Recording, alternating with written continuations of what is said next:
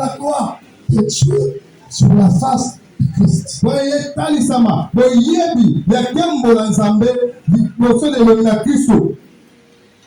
Et pourtant, on est verset 7. Quel est ce trésor? Le trésor, c'est que nous devons tenir au verset 6. Où Dieu a fait briller la connaissance de Dieu sur la face de Christ. Donc la connaissance de Christ, ou encore mieux, Christ est ce trésor. Qu'est-ce qu'il faut faire de ce trésor? Nous portons ce trésor dans des vases de terre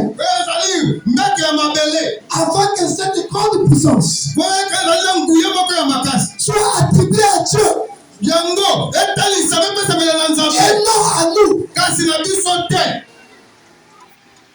Ce n'est pas parce que j'ai annoncé ce qui doit arriver.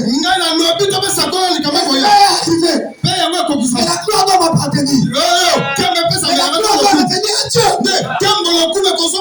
Parce que celui qui avait dit, ce n'était pas moi, c'était Dieu.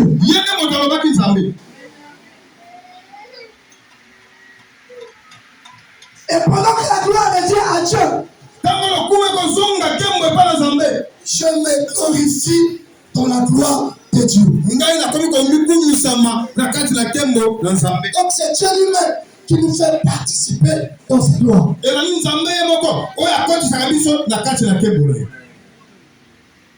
On ne doit pas s'efforcer à vouloir se faire une gloire.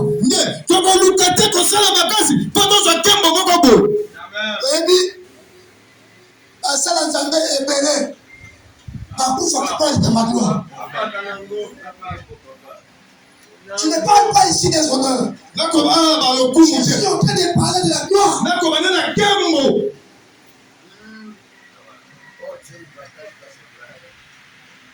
Moïse n'a pas pu atteindre Canaan. Dieu lui a donné l'interdiction formelle. Alors qu'il lui a montré de loin Canaan. Il lui fait monter sur la montagne. Il lui dit, regarde Canaan. Il lui montre les limites. Il dit à Moïse, tu n'entreras pas. Mais Moïse, j'ai bien aimé là-dessus les dimanches passés. Parmi les prophètes, Moïse était grand. Mais un grand. Il n'est pas entré à Canaan. Alors que c'est lui qui avait délivré le peuple pour aller à Canaan. Jamais. Amen. Jamais pas fait de la chébissoté. Chébinoté. J'ai toujours dit à des amis, un chef, une autorité, on les respecte. Mais Dieu, on les craint. Je dois respecter mon chef. C'est comme ça. Mais je ne vais pas respecter Dieu. Je vais craindre Dieu. Parce qu'entre les mains de Dieu, il y a la vie et la mort. Mon chef peut me menacer de mort. Il peut me voir. C'est un man a subi. Quand il a pris ma juive, a confié avant ma juive. Amen. Et a confié. John Donaye, et Bibi et Lembo. Quand ils ont entendu ça, on doit porter. Dieu sauvera les nations comme avant. Amen. À la croix. Un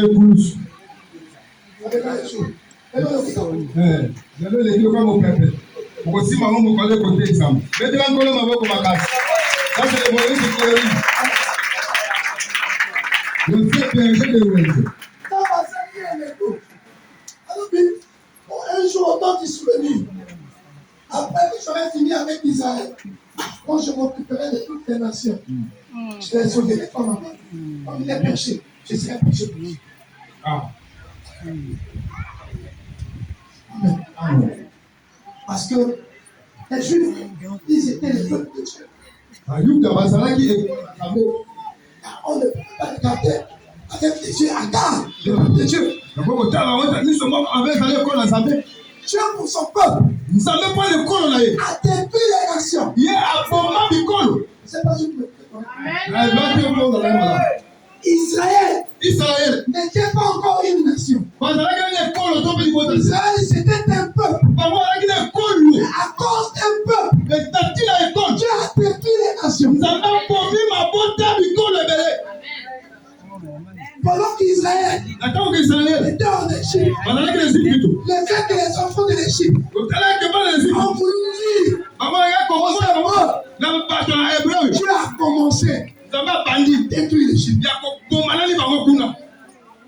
Jusqu'au point où le Pharaon a compris. En fait, ce peuple, je les regarde comme des esclaves. Ils ne sont pas des esclaves.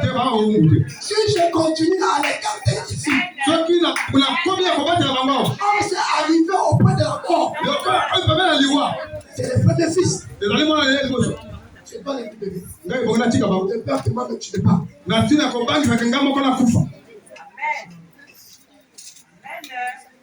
Ils ont traversé le désert. Les peuples qui étaient accoutumés à eux ont cherché à les barrer là. Parce que ce sont les noms de la Écriture. Les Amoriens, les Éviens, les Ammonites, les Jébusiens, les Phérésiens, ils savaient. Et quand le peuple est en train de passer, partout où ils sont en train de fouler leurs pieds, Dieu les donnera tout le début. Voilà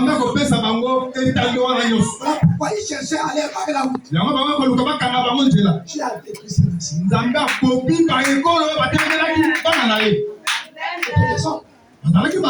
Il y a aussi les sons comme les Hébreux. Pourquoi je l'ai pris ton raison? C'est pour te faire comprendre que Dieu peut détruire toute une famille. Parce qu'ils se sont ligués contre ta santé. Parce qu'ils ne veulent pas. Dieu peut détruire toute une famille. Dieu peut détruire toute une assemblée. Parce qu'ils se disent, garant de la loi, pour qu'on montre soki nga biso, soki nga papa, soki nga mama, soki nga noko, soki nga matamasi, soki nga yaya liboso, tokoki oza soki ya kosala. Tu as bien détruit.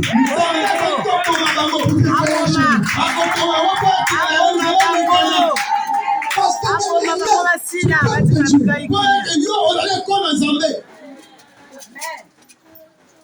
Dieu, qui est un trésor, a fait de nous aussi les trésors.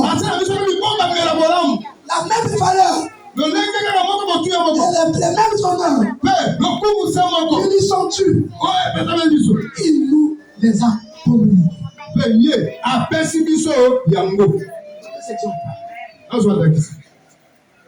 Le dernier mot de l'homme a ailleurs, c'est parce que l'abandon pour aller à sa malade. N'est-ce pas? Amen.